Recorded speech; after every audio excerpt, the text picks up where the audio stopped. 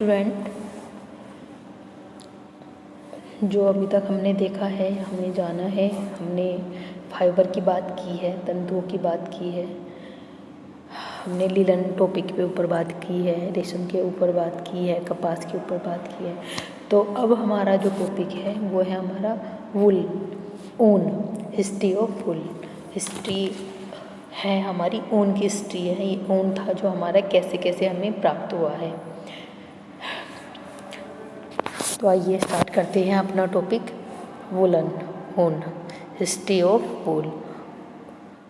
ऊन का तंतु कुछ प्रणालियों के प्राकृतिक बालों की वृद्धि है जिसमें कि प्रोटीन रहता है। मौलिक रूप में ऊन का तंतु जंगली जाति के भेड़ों के शरीर से प्राप्त किया जाते हैं जो कि छोटे रोएदार बालों वाले सतह से प्राप्त होते हैं। प्राचीन व्यक्तियों द्वारा जब जंगली भेड़ों को भोजन हेतु मारा जाता था, जब हमारी जो ये ऊन हमें कैसे प्राप्त हुई थी, तब जंगली जो इंसान होते थे पिछले टाइम में, हिस्ट्री में हमारे जो लोग थे पहले आदिमानव वगैरह, वो क्या करते थे, अपने खाने के लिए जानवरों का शिकार किया करते थे। तो उन्होंने क्या देखा कि जैसे ही वो जानवरों का शिकार किया करते थे तो जो उनकी खाल थी, उन्होंने उस खाल को अपने शरीर पर लपेटना शुरू किया।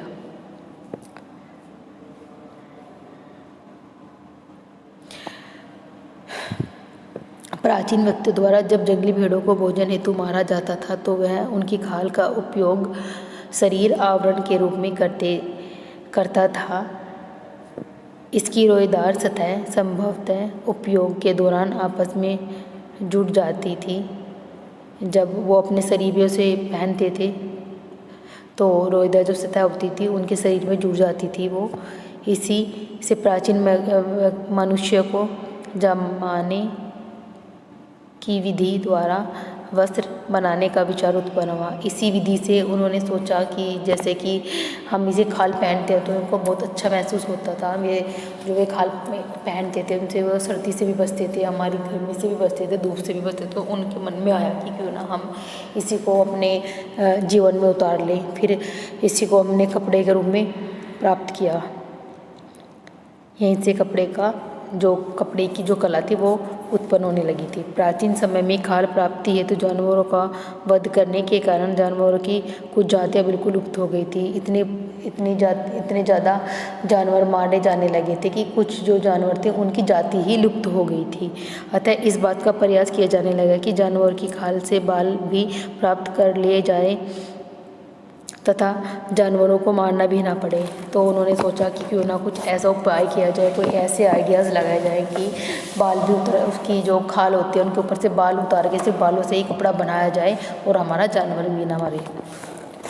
इसी प्रयास का परिणाम यह हुआ कि कुछ समय पश्चात यह विधि खोज निकाली गई कि जानवरों के शरीर पर से बाल उतारकर उन्हें जमा करके बांटकर उनसे बुनाई करके वस्त्र निर्माण किया जाने लगा।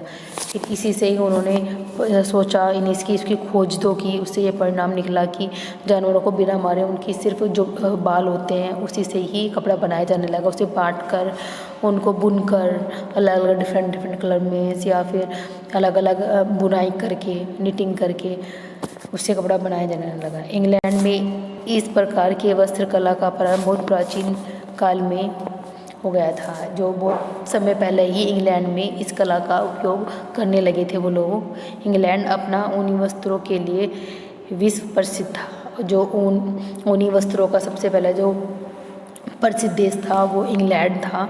इंग्लैंड में अपनी जो इसकी जो कला होती है, हमारी ऊन की जो कला थी सबसे पहले और सबसे सुंदर तरीके से, बहुत अच्छे तरीके से इंग्लैंड ने इसको किया।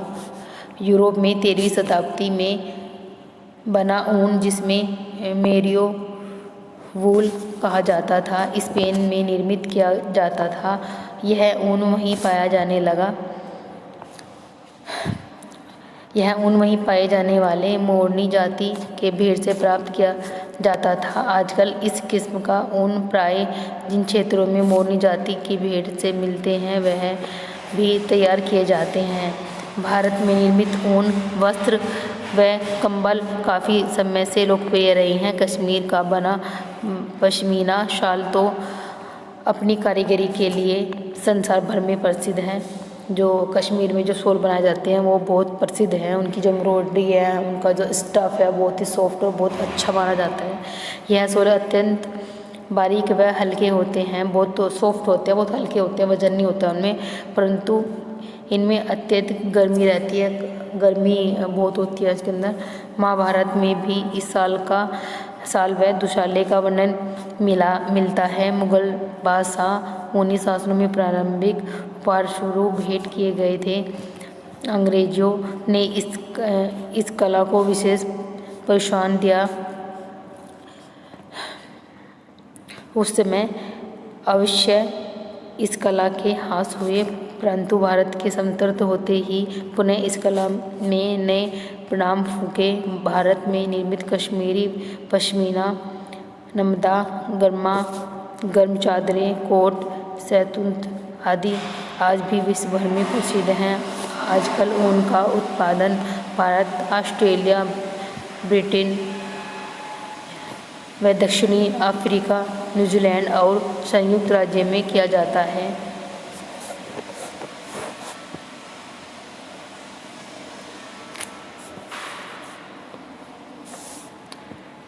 ऊन प्राप्ति के साधन कौन कौन से हैं, कहाँ से हमें ऊन प्राप्त की जा सकती है। प्राय अधिकतर ऊन भेड़ों से प्राप्त किए जाते हैं। कुछ प्रकार के ऊन ऊँट, घोड़े, खरगोश, हिरन, बकरी व लोमड़ी इत्यादि से भी प्राप्त किए जाते हैं। मोरनी जाति की भेड़ से प्राप्त ऊन सर्वोत्कृष्ट होती हैं। अधिक आवश्यक मात्रा में ऊन प्राप्त करने के लिए काफ़ी श्रम व समय की आवश्यकता होती है। जो ऊन प्राप्त की जाती है जानवरों के शरीर पर से, उन्हें एकत्रित करने के लिए बहुत श्रम और समय की आवश्यकता होती है। और ये ऊन हमारी कौन कौन सी चीज़ों से प्राप्त होती है, जैसे कि हमारा घोड़े हो गए, घोड़ों के बालों से भी ऊन बनाई जाती है, खरगोश के बालों से ऊन बनाई जाती है, ऊँट के बालों से ऊन बनाई जाती है, हिरन के बालों से भी ऊन बनाई जाती है, बकरी के जो बेबी होते हैं उनकी जो ऊन होती है बहुत सॉफ्ट और बहुत प्यारी होती है। कभी कभी तो एक कोट बनाने के लिए लगभग 40 पशुओं से प्राप्त ऊन भी प्रयुक्त होती है। कभी कभी तो 40 पशुओं से बालों से ऊन निकालते हैं, तब भी एक कोट कंप्लीट नहीं हो पाता है। कुछ विशिष्ट जाति के पशुओं के बालों से प्राप्त ऊन बड़ी बहुमूल्य किस्म की होती है, परंतु मात्रा में अति अल्प प्राप्त होती है। यह ऊन आदि सुंदर व विशिष्ट श्रेणी की होती है। इसे स्पेशलिस्ट हेयर फाइबर कहते हैं। यह विशिष्ट जाति के जंतु मात्रा में विरले व विशिष्ट स्थानों पर ही निवास करते हैं। इस बात के प्रयास रहे हैं कि इन जंतुओं को संसार के अन्य देशों में भी पाला जा सके। विश्व का सबसे कीमती ऊन विक्लूना नामक पशु की खाल से प्राप्त होता है। जो सबसे सॉफ्ट और सबसे सुंदर जो कीमती ऊन है वो हमारा कहाँ से प्राप्त होता है, विक्लूना नामक का पशु होता है उससे प्राप्त होता है। जैसे कि आप देख रहे हैं ये भेड़ है, भेड़ के जो ऊपर से इसने जो उसके बाल हैं, इसके जो भेड़ के बाल हैं, ये भेड़ के बाल निकाल लिए जाते हैं, फिर इन बालों से ही हमारी ऊन की प्राप्ति की जाती है। ये जो हेयर हैं हमारे अलग अलग पशुओं में अलग अलग जाति की जो पशु होते हैं उनसे अलग अलग से निकालते हैं। जैसे कि हमारा खरगोश हो गया, खरगोश के बालों से भी ऊन बनाई जाती है। और हमारा हिरन हो गया, हिरन के बालों से भी ऊन बनाई जाती है। और हमारी जो हिरन के बालों की जो ऊन होती है वो भी बहुत अच्छी होती है। बकरी के बालों की ऊन भी बहुत अच्छी होती है। कश्मीरी बकरी, यह बकरी विश्व के उत्तर पश्चिमी भाग व चीन में पाई जाती है। इस बकरी से प्राप्त ऊन के तंतुओं की 2 परतें होती हैं। ऊपरी परत के तंतु खुरदरे तथा सख्त किस्म के होते हैं, जबकि निचली परत के तंतु कोमल व चिकने होते हैं, जिनको व्यावसायिक दृष्टि से पश्मीना के नाम से जाना जाता है। जो इसकी जो बकरी की जो ऊन होती है वो जो नीचे की जो होती है थोड़ी ऊपरी जो सतह होती है, जो उसकी कमर वगैरह की होती है, तो वो थोड़ी हार्ड होती है, खुरदरी होती है। लेकिन जो उसकी नीचे वाली, जो पेट के नीचे जो ऊन आती है ना, पेट पे जो ऊन आती है, नीचे की साइड जो ऊन आती है, वो बहुत अच्छी किस्म की होती है। अंगोरा बकरी। टर्की में इस प्रकार की बकरी से कई शताब्दियों पूर्व ऊन प्राप्त की जाता था। अब संयुक्त राज्य अमेरिका व अफ्रीका में भी इस किस्म का ऊन प्राप्त किया जाता है। इसे प्राप्त तंतु ऊनी वस्त्रों की अपेक्षा अधिक उत्तम किस्म के होते हैं। अंगोरा खरगोश। अंगोरा खरगोश से प्राप्त तंतु कोमल तथा रेशम की भांति चमकदार होते हैं। जो अंगोरा जो खरगोश है, इसका जो ऊन होता है वो काफ़ी, जिससे हमारे काफ़ी शाइनिंग होती है उस रेशम में, तो उस तरह की शाइनिंग भी होती है इसमें ऊन में, और ये काफ़ी कोमल होता है। बच्चों के लिए ऊन बहुत सर्वश्रेष्ठ है। यह ऊन शुद्ध उज्ज्वल होती है। इससे तैयार किए गए सूत के स्वेटर बच्चों के लिए बहुत अच्छे माने जाते हैं।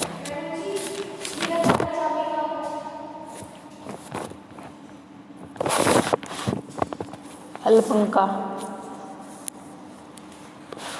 यह छोटे कद का जानवर है। इससे प्राप्त तंतु 12 इंच लंबे होते हैं। इसका उपयोग पायल बुनाई से निर्मित वस्त्रों में किया जाते हैं। लांबा। इस जानवर से प्राप्त ऊन भारी व घनी होती है। इस ऊन का रंग धुंधलापन लिए हुए पीले होते हैं। ऊपरी तह में ये तंतु घने व भारी होते हैं तथा अंदर के तंतु कोमल व रेशम की भांति मुलायम व चमकीले होते हैं। ऊँट। यह ऊन कोमल, सुंदर व चमकीला होता है, जो कि ऊँट की गर्दन व पेट के भागों से प्राप्त की जाती है, जबकि ऊँट के अन्य शरीर के हिस्से से प्राप्त ऊन घटिया किस्म की होती है, जिससे रस्सियाँ, दरी व कंबल बनाने में प्रयुक्त किए जाते हैं।